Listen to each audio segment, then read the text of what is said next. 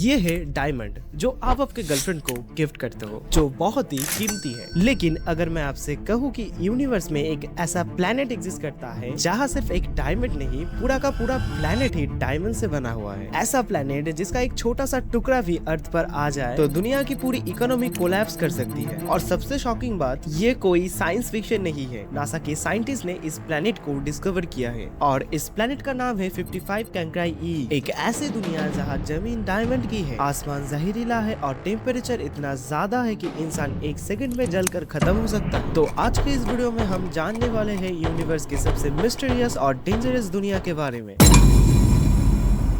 55 कैंक्राई ई एक एक्सोप्लैनेट है। एक्सोप्लैनेट मतलब जो हमारे सोलर सिस्टम के बाहर एग्जिस्ट करता है और ये अर्थ से लगभग 40 लाइट ईयर्स दूर है। और ये प्लैनेट जिस स्टार के अराउंड ऑर्बिट करता है उसका नाम है 55 कैंक्राई। और यही से ही शुरू होती है असली कहानी, क्योंकि ये प्लैनेट अपने स्टार के इतने पास है कि इसका एक साल लगभग 18 घंटे का होता है। मतलब सिर्फ 18 घंटे के अंदर ये प्लैनेट अपने स्टार का एक चक्कर लगा लेता है। साइंटिस्ट ने इसे पहली बार 2004 में डिटेक्ट किया था। इनिशियली उन्हें लगा कि ये नॉर्मल रॉकी प्लेनेट होगा, लेकिन फिर एस्ट्रोनॉमर्स ने इसकी डेंसिटी और मास को कैलकुलेट की और वही मोमेंट था जब साइंटिस्ट लिटरली शॉक हो गए, क्योंकि इस प्लेनेट की कॉम्पोजिशन अर्थ जैसी नहीं थी। अर्थ मेनली ऑक्सीजन, सिलिकॉन और आयरन से बनी है, लेकिन 55 कैंक्राई ई ये कार्बन रिच वर्ल्ड है। साइंटिस्टों के अकॉर्डिंग इस प्लेनेट का ऑलमोस्ट 1/3 इंटीरियर पूरा क्रिस्टलाइज्ड डायमंड हो सकता है। मतलब माउंटेन्स, ग्राउंड सब में डायमंड पाए जा सकते हैं। ये लिटरली यूनिवर्स के सबसे एक्सपेंसिव ऑब्जेक्ट्स में से एक है। लेकिन अब आता है एक इंटरेस्टिंग सा सवाल, एक प्लेनेट डायमंड का कैसे बन सकता है? चलिए सिंपल लैंग्वेज में समझते हैं। डायमंड एक्चुअली कार्बन का ही फॉर्म होता है। अर्थ के अंदर जब कार्बन बहुत हाई प्रेशर और टेम्परेचर में मिलियंस ऑफ इयर्स तक रहते हैं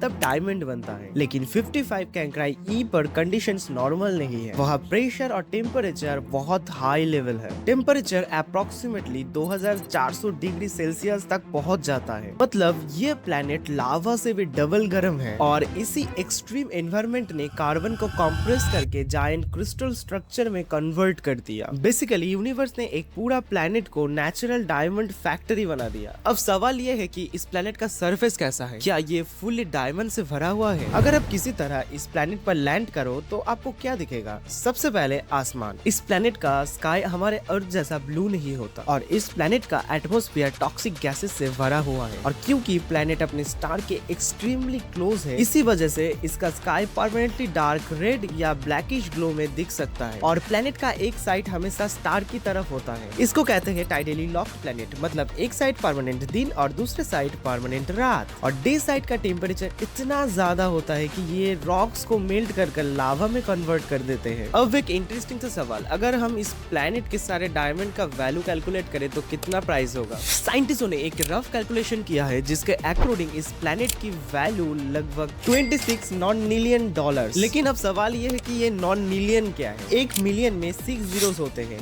1 बिलियन में 9 जीरोस, 1 ट्रिलियन में 12 जीरो, लेकिन नॉन-मिलियन में उसमें 30 जीरोस होते हैं। मतलब इतना पैसा कि पूरी ह्यूमन सिविलाइजेशन भी उस नंबर को प्रॉपर्ली इमेजिन नहीं कर सकता। अगर इस प्लेनेट का सारे डायमंड्स हम अर्थ पे लेके आए तो डायमंड की वैल्यू ऑलमोस्ट 0 हो सकती है, क्योंकि डायमंड्स तब अर्थ पे रेयर नहीं रहेंगे।